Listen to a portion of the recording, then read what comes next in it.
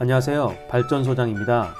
여러분은 살면서 뒤통수를 맞아본 적이 있습니까? 다들 한 번쯤은 있으실 겁니다. 그런데 나에게 뒤통수를 친 사람이 내 가족이나 내가 믿었던 사람이면 우리의 마음은 어떨까요? 그 사람 때문에 잃어버린 돈도 문제지만 우리의 마음에는 씻을 수 없는 상처로 아직까지 남아있을 것입니다. 잃어버린 돈이야 다시 벌면 되지만 가슴속 깊이 대모처럼 박힌 상처는 믿음에 대한 배신으로 오랜 시간 동안 우리를 힘들게 합니다. 정신을 차릴 수가 없습니다. 내 뒤통수 치는 사람을 골라내는 방법과 대처법에 관한 관심은 예나 지금이나 많은 관심을 갖고 있습니다. 그런데 우리가 여기서 놓치고 있는 한 가지가 있습니다.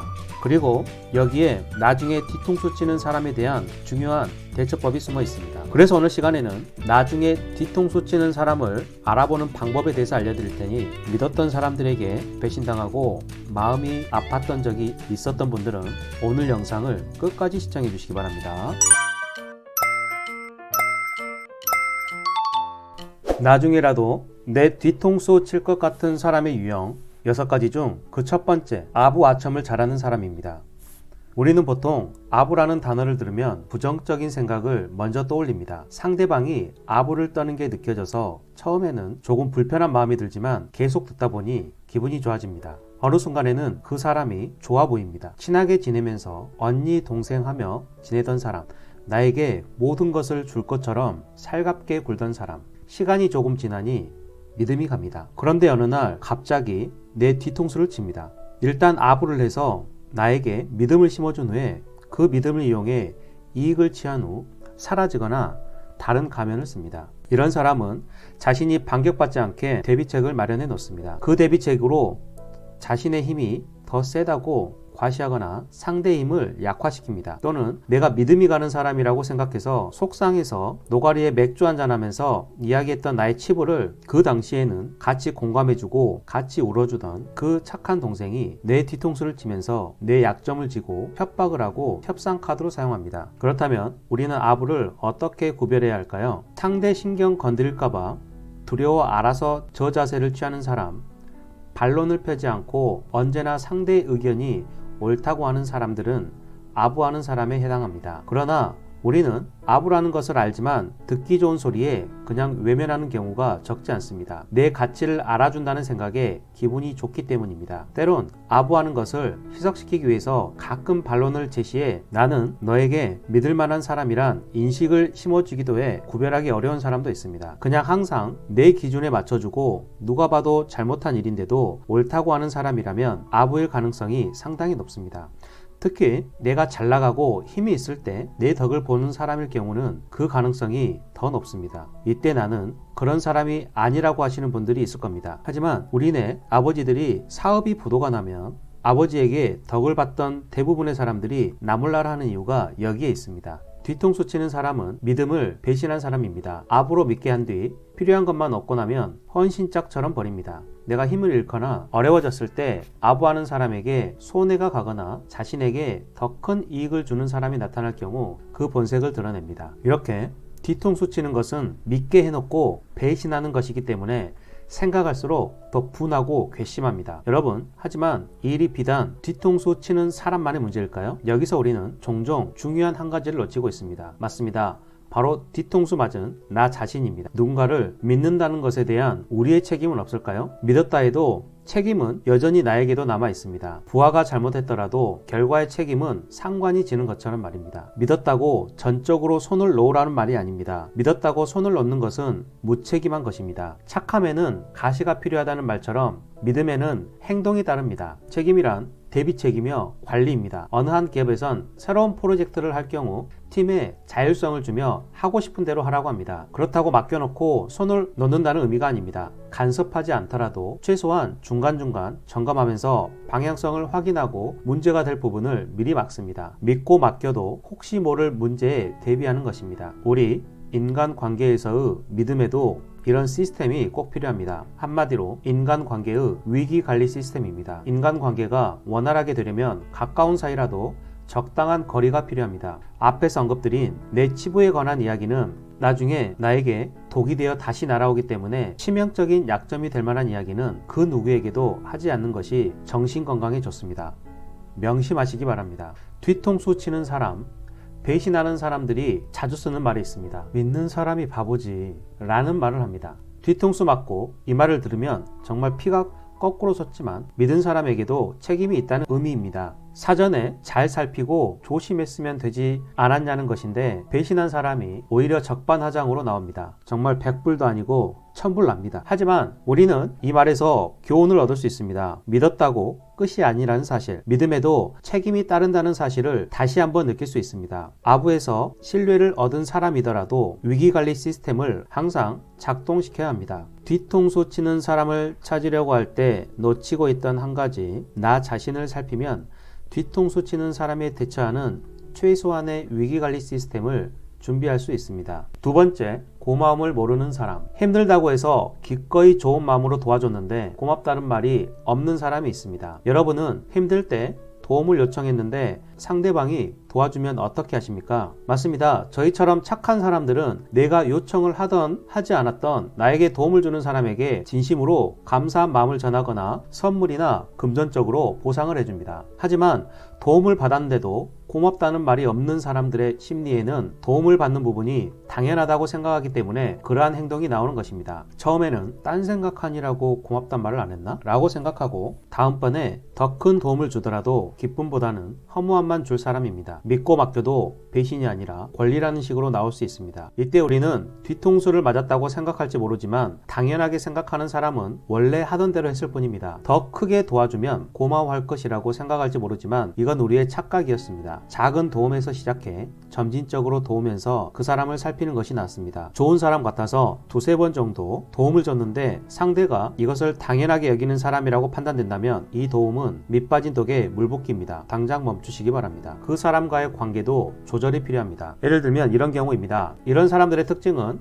무엇을 잘 얻어먹습니다. 오랜만에 말이 통하는 사람을 만나서 기분이 좋아 자주 차를 마시고 식사 자리를 가졌습니다. 큰 돈이 아니기에 기분 좋게 계산을 했습니다. 그런데 언제부턴가 계산을 하려고 하면 한 발 뒤로 뺍니다. 그리고 밖으로 나와서도 고맙다는 말, 잘 먹었다는 말, 다음엔 내가 살게라는 말이 전혀 없습니다. 그렇다고 내가 먼저 다음번에 밥 한 끼 사라고 말하기는 좀 애매합니다. 주변에 생각보다 이런 사람들이 많습니다. 이 친구와 대화하면 시간 가는 줄 모르고 즐거운데 돈이 문제가 아니라 상대의 태도 때문에 기분이 상합니다. 이럴 때는 이렇게 한번 해보시기 바랍니다. 일단 연락을 기다렸다가 여느 때처럼 카톡이 오거나 연락이 와서 차 한잔 하자고 하거나 식사를 하자고 하면 아 그래? 알겠어. 이렇게 한 후 가볍게 그럼 오늘은 네가 사주는 거야?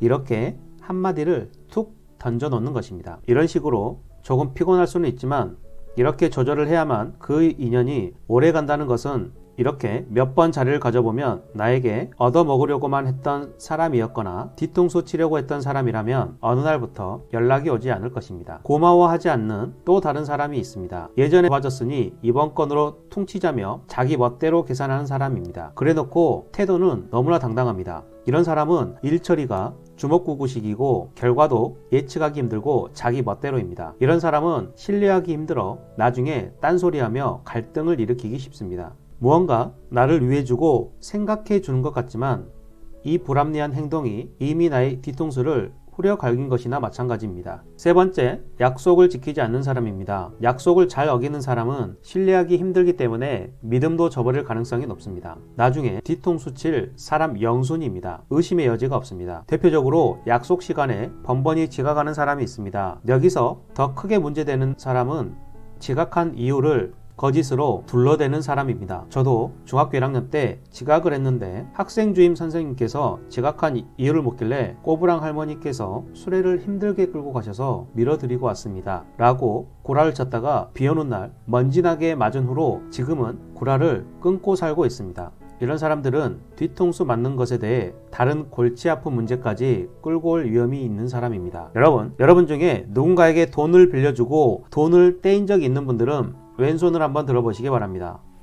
아마 10분이면 10분 다 손을 들었을 것입니다. 돈 빌려줬는데 갚을 생각을 안 하고 있는 사람은 나는 너의 뒤통수를 치겠다고 몸소 실천하여 보여주고 있는 것입니다. 언제까지 갚겠다는 말이 없는 사람, 다음 달까지 꼭 갚겠다고 말만 하는 사람도 이와 같은 유형의 사람입니다. 물건을 빌려놓고 돌려줄 생각을 안 하는 사람, 악의는 없지만 돌려주는 것을 자꾸 깜빡 잊는 사람도 곤란한 사람입니다. 네 번째, 작은 이익에 흔들리는 사람입니다. 어쩌면 이런 사람은 오히려 감사할 수도 있습니다. 큰 손해가 나기 전에 구별이 되어서 걸러낼 수 있기 때문입니다. 평상시에는 친절하고 신뢰할 수 있는 사람처럼 보였는데 본인에게 조금이라도 손해나는 일에는 그 순간을 참지 못하거나 태도가 거칠어지는 사람은 더 큰 이익 앞에서는 어떻게 변할지 모릅니다. 아니면 오히려 큰일 자체를 감당하지 못할지도 모릅니다. 그 사람의 옹졸한 마음에 책임을 떠넘기며 뒤통수 칠 가능성이 매우 높습니다. 다섯 번째, 착해도 너무 착해서 대책 없는 사람. 여러분은 다른 사람들이 여러분을 판단할 때 어떤 사람으로 불리는지 알고 계십니까? 센 언니, 착한 언니, 까칠한 언니, 귀여운 언니 등 본인의 캐릭터에 맞게 다른 사람들에 의해서 불려질 것입니다. 하지만 여기서 문제는 저처럼 너무 착한 사람들은 착하다 보니 온갖 문제를 떠안을 수 있어 그것 또한 문제가 됩니다. 문제가 될 만한 소지가 있는 것은 끊어내고 차단해야 하는데 사람이 좋아 책임지지도 못하면서 해준다고 했다가 결국 여력이 안 돼 감당해내지 못하는 사람이 되고 맙니다. 맺고 끊는 것이 없으면 나쁜 사람들이 피라냐 떼처럼 들러붙습니다. 그렇게 나쁜 사람들이 우리 주위에 둘러싸이다 보면 더 많은 문제를 가져오고 문제를 키우기까지 하니 예상치 못한 결과 때문에 일을 망치게 됩니다. 이것은 착한 것과 명확하게 구분지어야 합니다. 남들까지 힘들게 만드는 것은 무책임한 것이지 절대 착한 것이 아닙니다. 마지막 여섯 번째, 은근히 공격적인 사람입니다. 이런 사람들의 특징은 대놓고 직접적으로 무언가를 하지 못합니다. 하지만 은근하게 은밀하게 공격을 합니다. 정신을 차려보면 이미 우리는 상대방에 의해서 치명상을 입은 상태입니다. 예를 들어 상대 모르게 험담하는 사람, 싫어하는 상사가 시키는 일을 최대한 질질 끄는 사람, 바쁠 때만 골라서 일부러 나오지 않거나 꼭 그날 연차를 쓰거나 지각하는 사람들입니다. 이런 사람들은 자기를 방어하기 위해서 미리 그럴싸한 변명을 대면서 밑밥을 깔기 때문에 우리가 눈치채기가 힘듭니다. 그래서 발견하기가 힘이 듭니다. 처음에는 소문으로 접했지만 내가 겪어보지 않았기에 편견을 갖지 않고 대해줬지만 겪어보니 아니나 다를까 이런 일이 계속 반복됩니다. 맞습니다. 보이지 않게 은밀하게 공격하고 있었던 것입니다. 이런 깔짝거리는 공격은 힘이 없을 때는 우리가 크게 데미지를 받지 않지만 힘이 세졌을 때는 우리를 제대로 골탕 먹이거나 쓰러뜨릴 수 있습니다. 물론 때로는 우리의 태도가 잘못되어 상처받은 사람이 엿먹으라고 눈치채지 못하게 공격하는 경우도 있습니다. 따라서 우리는 남을 비난하기 전에 우리 스스로를 뒤돌아봐야 하는 시간을 가져야 합니다. 예전에 TV 프로에서 시엄마가 며느리를 싫어하는 이유 탑5에서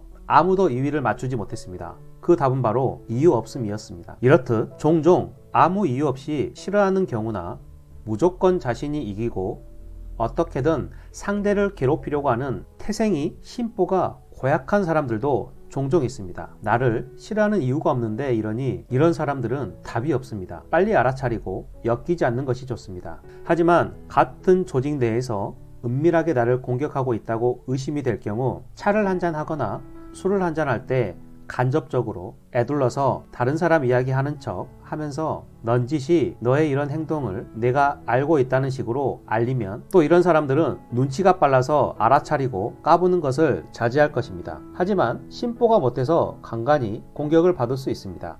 그럴 때 눈에 힘을 빡 주고 한번 째려봐 주셔야 합니다. 앞서 말씀드렸던 것처럼 주변인들을 적절히 관리를 한다면 은밀한 공격에도 어느 정도 뒤통수 맞는 일은 줄일 수 있을 것입니다. 하지만 이런 사람들과 엮이는 것 자체만으로도 옆통수나 앞통수를 맞을 수 있다는 것은 알고 대비하셔야 합니다. 오늘은 이렇게 나의 뒤통수 칠만한 사람들에 대해서 알아보았습니다. 내가 해준 것도 없는데 나에게 아부하며 아첨 떠는 사람은 나에게 무엇인가 얻어먹을 것이 있는 사람들이고 스벅 커피 한 잔이라도 고마워할 줄 모르는 사람이나 매번 약속을 어기는 사람, 작은 이익에 흔들리는 사람, 답없이 착한 사람, 은근하게 나를 공격하는 사람들에 대해서 어느 정도 대비를 해 놓아야 합니다. 여러분, 지피지기면 백전백승입니다. 적의 성향을 알고 있어야지만 전쟁에서 관계에서 상처받지 않고 관계를 잘 유지해 나갈 수 있을 것입니다. 오늘 말씀드린 유형의 사람들이 모두 뒤통수 친다는 것은 아닙니다. 하지만 옛 우리 조상들은 하나를 보면 열을 알 수 있느니라 라고 말씀하셨습니다. 우리의 마음도 하루에 수십 수백 번 바뀌면서 오락가락 하는데 하물며 다른 사람의 마음과 생각을 우리가 속속들이 안다는 것은 불가능할 것입니다. 오늘 알려드린 내용은 심리학 책과 제 경험을 바탕으로 말씀드렸습니다. 이러한 스트레스로부터 벗어나고 싶다면 본인만의 원칙을 지키면 됩니다. 예를 들면 이런 것입니다. 내가 밥을 사면 상대방이 다음에 산다. 고마워할 줄 모르는 사람은 상대하지 않는다. 약속을 어기고 미안할 줄 모르는 사람은 상대하지 않는다. 나랑 먼저 약속해놓고 돈 많은 친구나 잘 나가는 친구를 만나러 가는 사람은 내 친구가 아니다. 만날 때마다 내 험담을 하는 친구는 친구가 아니다. 친구가 대박 사업이라고 투자를 하고 있는데 수익금이 10%가 넘어가는 것은 사기다. 이런 식으로 자기만의 원칙을 지키고 살아가면 정신 건강에 정말 좋습니다. 이렇게 원칙을 정하고 내 스스로도 상대방에게 적용한다면 우리 곁에는 쓰잘데기 없는 인연은 다 떠나가고 정말 우리처럼 진국인 사람만 남게 될 것입니다. 진국인 친구가 남기를 바라는 것도 좋지만 여러분, 우리가 우리 자신을 먼저 깨닫고 반성하고 성찰해서 내 친구에게 누군가에게 진국인 사람이 되어보는 것은 어떨까요? 오늘도 긴 시간 시청해 주셔서 정말 감사합니다. 오늘 영상이 유익하고 도움이 되셨다면 구독, 좋아요, 알림 설정 부탁드리고 댓글에 시청 시간이 아깝지 않았어요 라고 남겨주시면 영상 제작에 정말 큰 도움이 됩니다.